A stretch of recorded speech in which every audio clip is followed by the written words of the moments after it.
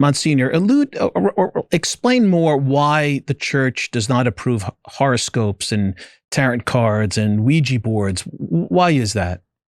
Well, I'll tell you just how our experience. By the way, the movie The Exorcist, you remember that the 1973 movie, The Exorcist, scared the daylights out of everybody. It's actually based on a real case. And you can get the notes from that excellent reading, the Jesuit who did the exorcism and did quite a fine job with it.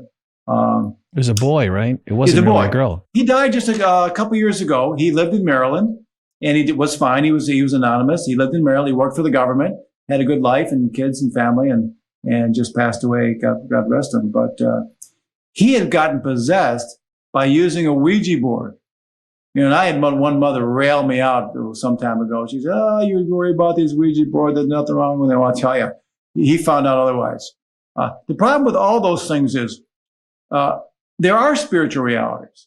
And so when we invoke Jesus, we invoke Mary and the saints and angels, we invoke God, the one true God, God hears us and responds to us.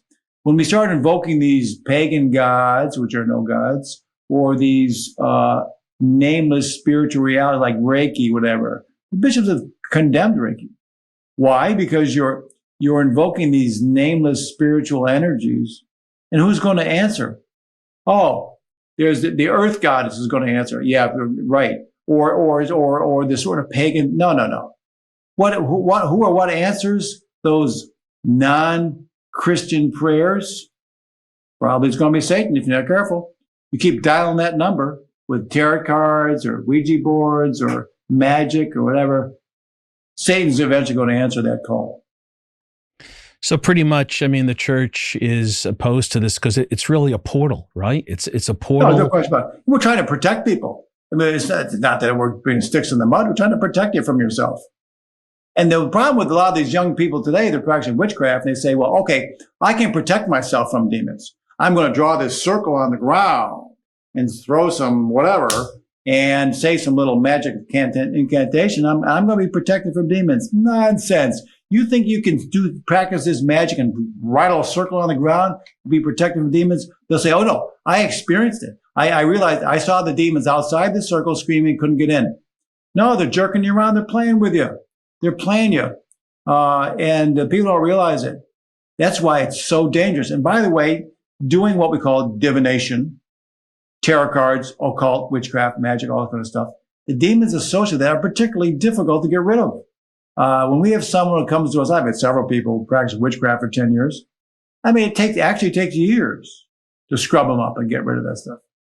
Years. Someone could be possessed for years, huh, Monsignor? Oh, yeah. I had one case, a woman took 5 years.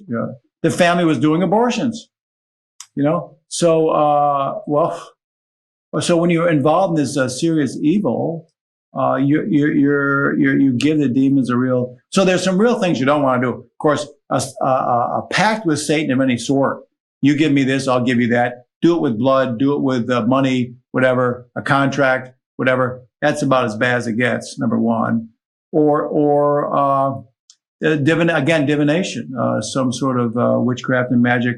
I'm going to do these incantations and rituals, and I'm going to get what I want. Oh no, I'm going to do good with it. No.